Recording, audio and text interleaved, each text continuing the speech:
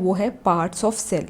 हम already cell wall को अपने प्रीवियस लेक्चर में डिस्कस कर चुके हैं, ठीक है, और सेल मेम्ब्रेन को भी हमने थोड़ा बहुत डिस्कस किया है, ठीक है। आज हम इस वीडियो में समझने वाले हैं जो अदर पार्ट है हमारे सेल के, और जो सेल मेम्ब्रेन है वो अपना जो काम है वो कैसे करती है, ठीक है। हमने प्रीवियस लेक्चर में सेल वॉल पढ़ा था। सेल वॉल आपकी सिर्फ प्लांट सेल में अवेलेबल होती है, एनिमल सेल में जो सेल वॉल है वो नहीं होती है, ठीक है। सेल मेम्ब्रेन आपकी प्लांट सेल में भी होती है और आपको एनिमल सेल में भी देखने को मिलेगी, ठीक है, जो कि आप यहाँ पर देख पा रहे हो सेल मेम्ब्रेन, ठीक है। अब जो सेल मेम्ब्रेन है ये क्या होती है, ठीक है, ये मैंने आपको बताया था कि ये सिलेक्टिवली परमिएबल मेम्ब्रेन है, ठीक है। ये क्या करती है कि कुछ ही चीज़ों को सेल के अंदर ये जाने देती है, ठीक है, और सेलेक्टिवली ही चीज़ों को ये सेल से बाहर आने देती है, ठीक है। अब इस प्रोसेस को क्या बोला जाता है कि इसमें कौन सा प्रोसेस फॉलो होता है, ठीक है। सेल जो मेम्ब्रेन है वो किन प्रोसेसेस को फॉलो करती है सिलेक्टिवली परमिएबल बनने के लिए, ठीक है।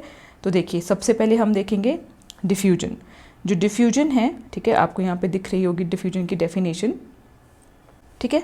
तो जो डिफ्यूजन है, डिफ्यूजन में क्या होता है, ये एक स्पॉन्टेनियस मूवमेंट होती है सब्सटेंस की from a region of higher concentration to a lower concentration, ठीक है। अब सब्सटेंस आपका मॉलिक्यूल्स कुछ भी हो सकते हैं, ठीक है, आयंस मॉलिक्यूल कुछ भी हो सकते हैं। तो डिफ्यूजन में क्या होता है, स्पॉन्टेनियस मूवमेंट होता है मॉलिक्यूल्स का, किससे, हायर कॉन्सेंट्रेशन से लोअर कॉन्सेंट्रेशन की तरफ, ठीक है। अब इसको हम समझेंगे, जैसे कि यहाँ पर सेल के अंदर क्या हो गया है, जो मॉलिक्यूल्स है या आयंस है उनका क्या हो गया है, हाई कॉन्सेंट्रेशन हो गया है, ठीक है। तो ये क्या करेगा, ये इसको सेल से, जो सेल मेम्ब्रेन का काम क्या होगा, इसको सेल से बाहर निकाल देगा जहाँ पर क्या होगी, लो कॉन्सेंट्रेशन होगी। देखो एक एग्जांपल समझते हैं। फॉर एग्जांपल यहाँ पर कार्बन डाइऑक्साइड जो है वो ज़्यादा हो गई है, ठीक है। तो अब अगर सेल यहाँ पे उसका जो कॉन्सेंट्रेशन है कार्बन डाइऑक्साइड का वो क्या हो गया, ज़्यादा हो गया है।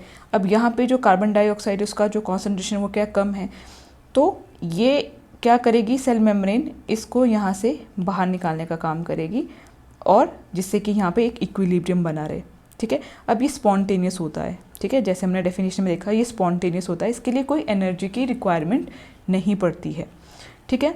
तो आई होप कि जो डिफ्यूजन है वो आपको समझ आ गया होगा। और अगर हम गैसेस की बात करते हैं, अगर एक जो सेल है, अगर वो जो गैसेस है, ठीक है, उसको सेल के अंदर ले जाना और बाहर ले जाने का जो काम होता है जिस प्रोसेस से, उसको बोला जाता है डिफ्यूजन। अब अगर हम रेट की बात करते हैं तो सबसे ज़्यादा देखो जो गैसेस होती है वो क्या होती है, जैसे अगर हमने कोई अगरबत्ती को जलाया है या फिर हम कोई परफ्यूम यूज़ करते हैं तो वो बहुत जल्दी एक रूम में है वो क्या हो जाता है, स्प्रेड हो जाता है ना, उसकी जो स्मेल होती है, ठीक है, या खुशबू होती है, तो वो एक रूम में बहुत जल्दी स्प्रेड हो जाती है, क्योंकि जो गैसेस में जो डिफ्यूजन का जो रेट है वो सबसे ज़्यादा होता है। उस तरह से लिक्विड में, अब लिक्विड में अगर आप कोई इंक डालते हो, ठीक है, तो वो क्या होता है, अगर एक गिलास है उसमें वाटर भरा है और आपने उसमें इंक डाल दी, तो वो थोड़ी देर के बाद वो पूरा का पूरा जो जिस भी कलर की आपने इंक डाली है वो वैसा कलर ले लेगा, ठीक है। तो डिफ्यूजन का जो रेट है वो सबसे ज़्यादा गैस में होता है, उसके बाद लिक्विड में होता है, फिर सॉलिड में होता है, ठीक है, क्योंकि जो सॉलिड में मॉलिक्यूल है वो बहुत टाइटली पैक्ड होते हैं, ठीक है, तो इसलिए बहुत डिफिकल्ट होता है। पर गैसेस और लिक्विड में जो मॉलिक्यूल्स होते हैं वो लूजली पैक्ड होते हैं, ठीक है, इसीलिए डिफ्यूजन का जो रेट है वो सबसे ज़्यादा गैसेस में होता है, उसके बाद लिक्विड में और फिर सॉलिड में। अब मैं आपको सजेस्ट करूँगी, देखिए हमें जो साइंस पढ़नी होती है अपने एग्ज़ाम्स के लिए वो 10th लेवल तक की पढ़नी होती है, ठीक है, और 10th लेवल की भी मैं रिकमेंड करूँगी जो NCERTs होती है उसको आप फॉलो करो, ठीक है। बाकी ज़्यादा कुछ पढ़ने की बिल्कुल भी ज़रूरत नहीं है। अगर आपने 10th तक जो NCERTs है उसको अच्छे से पढ़ा है तो आपके सारे के सारे क्वेश्चन साइंस के एग्ज़ाम में ठीक होने वाले हैं, ठीक है। अब जो प्लाज्मा मेम्ब्रेन मैंने आपको बताया, जिसको सेल मेम्ब्रेन भी बोला जाता है, जो अभी तक हम डिस्कस कर रहे हैं, तो यहाँ पर भी आपसे आपको यही बताया गया है कि जो सेल मेम्ब्रेन है, देखिए ये क्या है, सिलेक्टिवली परमिएबल मेम्ब्रेन होती है, ठीक है। अब इसमें जो डिफ्यूजन का प्रोसेस है, ठीक है, वो क्या है, जैसे कि सम सबस्टांसेस लाइक कार्बन डाइऑक्साइड हो गया, ऑक्सीजन हो गया, जो सेल मेम्ब्रेन में जिस प्रोसेस से वो चलता है उसको बोलते हैं डिफ्यूजन। ठीक है, तो ये इंपॉर्टेंट है हमारे एग्जामिनेशन के पर्सपेक्टिव से, क्योंकि देखिए आजकल स्टेटमेंट वाले क्वेश्चंस आते हैं। ठीक है, और जो स्टेटमेंट होएगी ना वो डायरेक्ट आपकी इन्हीं चीज़ों से उठाई होएगी। ठीक है, अब यहाँ पे देखिए एक एग्जाम्पल दे रखा है कि सम सब्सटेंसेस जैसे कि कार्बन डाइऑक्साइड है, ठीक है, जो कि एक तरह से सेल्यूलर वेस्ट होता है। ठीक है, उसको क्या होता है, सेल से बाहर निकलना होता है। ठीक है, इस तरह से जो मैंने आपको एग्जांपल दिया था कि जो सेल के अंदर है वो क्या हो जाता है, हाई कॉन्सेंट्रेशन बन जाता है। ठीक है, और जो बाहर वाला इन्वायरमेंट है वहाँ पे जो क्या है, लोअर कॉन्सेंट्रेशन है। ठीक है, एज़ कम्पेयर टू सेल। ठीक है, इसीलिए वहाँ पे क्या हो जाएगा, एक डिफरेंस क्रिएट हो जाता है। ठीक है, लेकिन हमें क्या करना है, इक्विलिब्रियम में उन चीज़ों को लाना है। तो जो सेल मेम्ब्रेन है वो क्या करेगी, जो एक्स्ट्रा जो CO2 है उसको सेल से बाहर निकाल देगी। इसी तरह से ऑक्सीजन का काम भी है, ऑक्सीजन भी एंटर करती है cell by the process of diffusion. ठीक है, तो ऑक्सीजन या फिर कार्बन डाइऑक्साइड की अगर कोई स्टेटमेंट आती है सेल से रिलेटेड कि किस तरह से वो प्रोसेस होता है, तो वो आपका होता है with the process of diffusion. ये आपको ध्यान में रखना है। नेक्स्ट हम देखेंगे ऑस्मोसिस।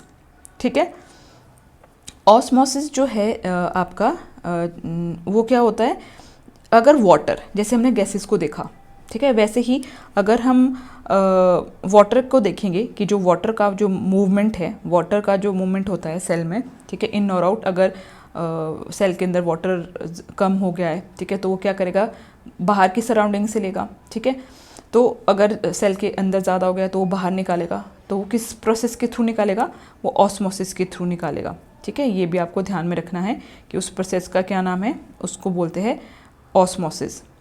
ठीक है, तो देखिए ऑस्मोसिस में क्या होता है, इसको हम अब ऑस्मोसिस में आपको 3 और चीज़ें हैं जो कि ध्यान में रखनी है। इसमें फर्स्ट है हाइपोटोनिक सॉल्यूशन। ठीक है, क्या है, हाइपोटोनिक सॉल्यूशन।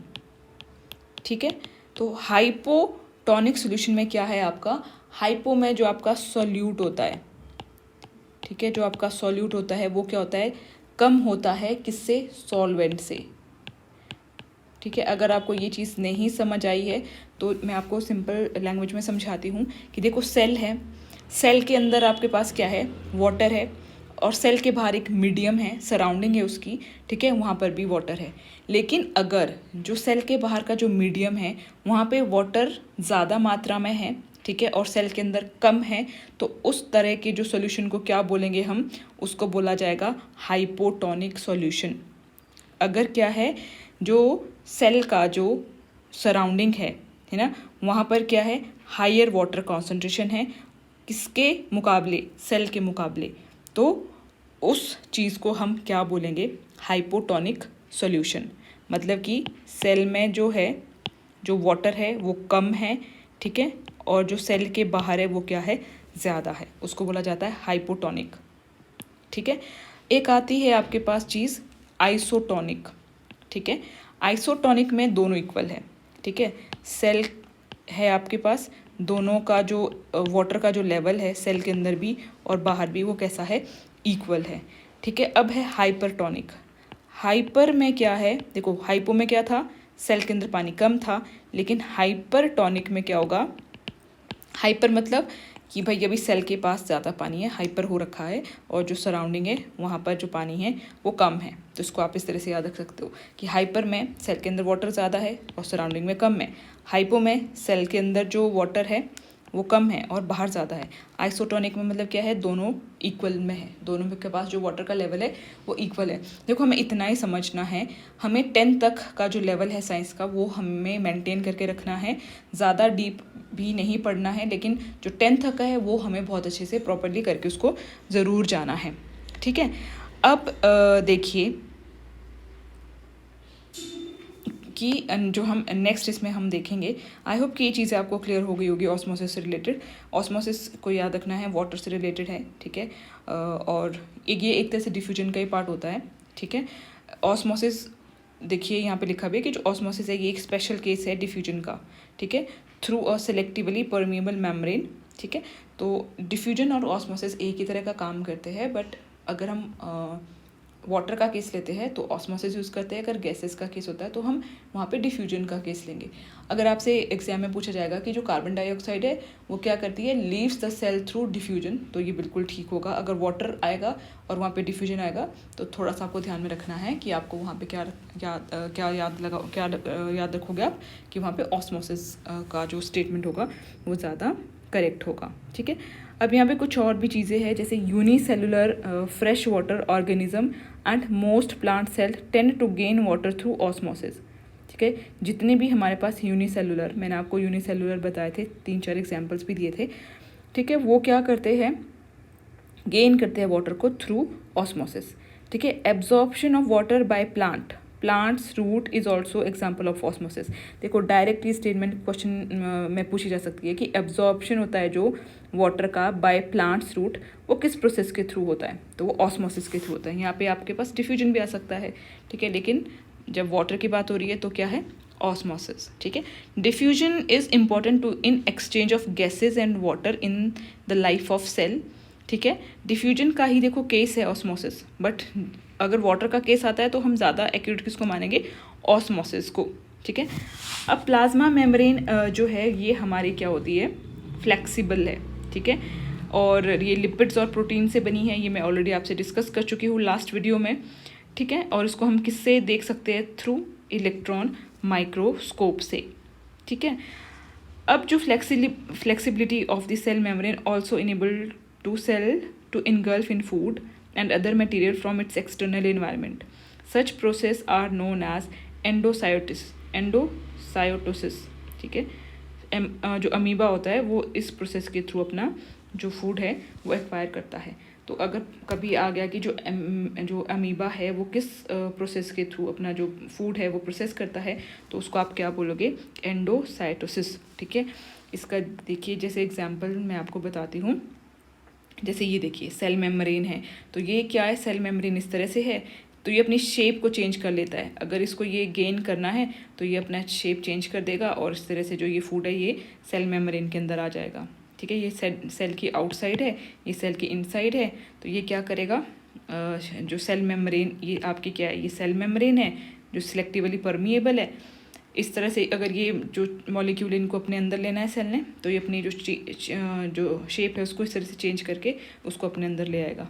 ठीक है, तो ये क्या है, वेसिकल्स है, इस तरह से ये सेल के अंदर चीज़ें आ जाती है।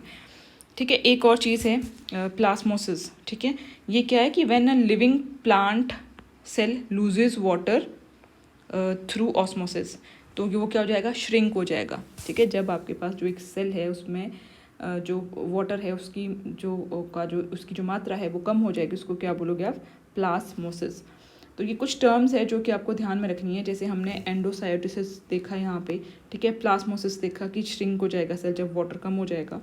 ठीक है, तो ये चीज़ें आपको थोड़ा सा ध्यान रखनी है, इसको नोट करके ज़रूर रखिएगा।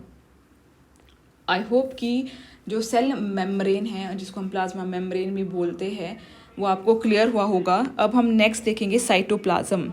ठीक है, साइटोप्लाज्म देखिए क्या होता है, जैसे यहाँ पर भी मेंशन है, हमने जो सेल मेम्ब्रेन देखी थी एनिमल सेल में और प्लांट सेल में, उसके अंदर जो एक ये चीज़ जो आपको दिखाई दे रही है। ठीक है, इसको मैं क्लियरली आपको यहाँ पे मेंशन होएगी। देखो जो ये चीज़ है, ये ग्रीन कलर का जो भी आपको ये दिख रहा है, ये पूरा का पूरा ये आपकी सारी की सब क्या है, साइटोप्लाज्म है। एनिमल और प्लांट दोनों सेल में ये आपको देखने को मिल रहा है। ये आपके पास क्या होता है, जेली लाइक एक लिक्विड होता है। ठीक है, तो उसको हम साइटोप्लाज्म बोलते हैं। ठीक है, इसको थोड़ा सा डिटेल में देखने की कोशिश करते हैं अब कि जो साइटोप्लाज्म है वो क्या है, आपके पास fluid content inside the plasma membrane. ठीक है, ये आपके पास क्या है, fluid content inside the plasma membrane. ठीक है, प्लाज्मा हमने देखा था कि जो आपके पास एक सेल होता है। ठीक है, ये आपकी प्लाज्मा मेम्ब्रेन या सेल मेम्ब्रेन बोल रहे हो, इसके अंदर जो भी फ्लूइड है, ठीक है, जो भी आपके पास जेली लाइक जो लिक्विड होगा वहाँ पर, ठीक है, उसको हम बोलेंगे साइटोप्लाज्म। ठीक है, it contain many specialised cell organelles. ठीक है, जितनी भी सेल ऑर्गेनेलीज होती है वो आपकी कहाँ पर कंटेन होती है, साइटोप्लाज्म के अंदर। ठीक है, अब जितनी भी ये सेल ऑर्गेनेलीज होती है, जैसे माइटोकॉन्ड्रिया हो गया, ठीक है, आपके पास गोल्जी बॉडीज़ होगी, ठीक है, लाइजोसोम्स हो गए, प्लास्टिड्स हो गए, ठीक है, ये सारे के सारे, एंडोप्लाज्मिक रेटिकुलम हो गया, ये सारे के सारे क्या करते हैं, स्पेसिफिक फंक्शन करते हैं। जैसे माइटोकॉन्ड्रिया जो होता है उसको पावर हाउस सेल बोला जाता है। लाइजोसोम क्या होते हैं, सुसाइडल बैग होते हैं आपके पास, ठीक है। गोल्जी बॉडीज़ होती है, उसमें एटीपी होता है जो एज अ एनर्जी करेंसी काम करता है, ठीक है। एंडोप्लाज्मिक रेटिकुलम जो होता है उसमें जो हमारे पास RER होता है, रफ एंडोप्लाज्मिक रेटिकुलम होता है, उसमें राइबोसोम होते हैं जो कि प्रोटीन को सिंथेसाइज करते हैं, ठीक है। तो हर एक जो हमारे पास सेल ऑर्गेनेलीज है उनका एक स्पेसिफिक फंक्शन होता है, ठीक है। अब जो सेल ऑर्गेनेलीज होती है जो कि हमने ऑलरेडी डिस्कस कर ली है, आप इसका वीडियो भी देख सकते हो, वो भी आपकी इनक्लोज्ड होती है, वो आपकी इनक्लोज्ड होती है मेम्ब्रेन से, ठीक है। किससे होती है, मेम्ब्रेन से, ठीक है। अब प्रोकैरियोट और यूकैरियोट हमारे पास दो तरह के सेल होते हैं। प्रोकैरियोट्स क्या होते हैं, जिसमें हमारा जो न्यूक्लियर है, ठीक है, वो प्रॉपरली डिफाइन नहीं होता है, ठीक है। यहाँ पर जैसे लिखा है कि absence of defined nuclear region, देखो वहाँ पे न्यूक्लियर रीजन होता है बट प्रॉपरली डिफाइन नहीं होता है, ठीक है। अगर हम यूकैरियोट्स की बात करते हैं, यूकैरियोट्स में मतलब कि क्या होता है, उसमें जो न्यूक्लियर है वो प्रॉपरली डिफाइन होता है, उसके बाहर जो न्यूक्लियर एनवेल्प लगा होता है उसमें न्यूक्लियोप्लाज्म होता है। बट प्रोकैरियोट्स में आपके पास जो न्यूक्लियस है वो प्रॉपरली डिफाइन नहीं होता है बट वो प्रॉपरली डिफाइन नहीं होता है, ठीक है। अब यूकैरियोट्स, प्रोकैरियोट्स और यूकैरियोट्स में आपके पास यही डिफरेंस होता है कि प्रो में न्यूक्लियस जो है वो एब्सेंट या फिर बोलो कि प्रॉपरली डिफाइन नहीं होता है, जो न्यूक्लियर रीजन होता है, ठीक है। यूकैरियोट में आपके पास एक वेल डिफाइंड न्यूक्लियर रीजन होता है, ठीक है। अब जो the significance of membrane can be illustrated with example of viruses, ठीक है।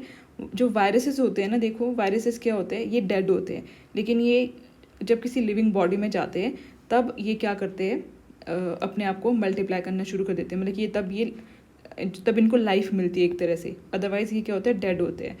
तो ये भी एक पॉइंट है कि जो वायरसेस होते हैं, ठीक है, viruses lacks any membrane and hence do not show characteristic of life until they enter a living body and use its cell machinery to multiply, ठीक है। तो वायरसेस में कोई मेम्ब्रेन नहीं होती है, ठीक है, इसलिए उनमें कोई लाइफ नहीं होती है, बट जैसे ही ये लिविंग बॉडी में जाते हैं, ठीक है, उनके सेल को यूज़ करते हैं और अपने आप को मल्टीप्लाई करना शुरू कर देते हैं, ठीक है। प्रोकैरियोट्स और यूकैरियोट्स को हम प्रॉपरली समझेंगे, सिर्फ यहाँ पर इतना ध्यान रखिए, प्रोकैरियोट्स मतलब प्रो होता है प्रिमिटिव, ठीक है, प्रिमिटिव मतलब पुराना, ठीक है। जो पुराने हमारे पास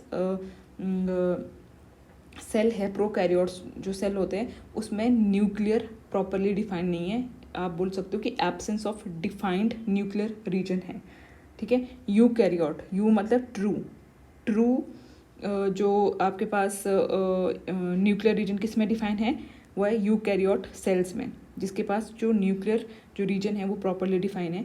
अभी हम न्यूक्लियर को पढ़ेंगे सबसे पहले, जो न्यूक्लियस है हमारा, जो न्यूक्लियस रीजन है, उसके बाद आपको ये चीज़ें समझ आएगी कि प्रोकैरियोट और यूकैरियोट में क्या डिफरेंस है, और इसको हम अलग से भी अच्छे से पढ़ेंगे। तो ये है साइटोप्लाज्म। आई होप आपको क्लियर हो गया होगा कि जो साइटोप्लाज्म है उसका क्या मतलब है। साइटोप्लाज्म में आपके पास बेसिकली क्या है, एक लिक्विड होता है, ये सेल मेम्ब्रेन के अंदर, प्लाज्मा मेम्ब्रेन के अंदर जो साइटोप्लाज्म है वो क्या करता है, कंटेन सारी की सारी जो सेल ऑर्गेनेलीज होती है, ठीक है। सेल ऑर्गेनेलीज क्या होती है, जो हमारे पास सारा का सारा जो पर्टिकुलर जो एक सेल का फंक्शन है वो परफॉर्म करती है, ठीक है। तो ये हमने चीज़ें पढ़ी, cell wall, cell membrane, cytoplasm. अब जो फोर्थ इम्पॉर्टेंट पार्ट है, ठीक है, वो क्या है हमारा, न्यूक्लियर, ठीक है। न्यूक्लियस को भी हम अच्छे से डिस्कस करेंगे और उसके बाद सेल ऑर्गेनेलीज को पढ़ेंगे। जितनी भी हमारे जो सेल ऑर्गेनेलीज है वो किसका पार्ट है, साइटोप्लाज्म जो कंटेन करता है, ठीक है।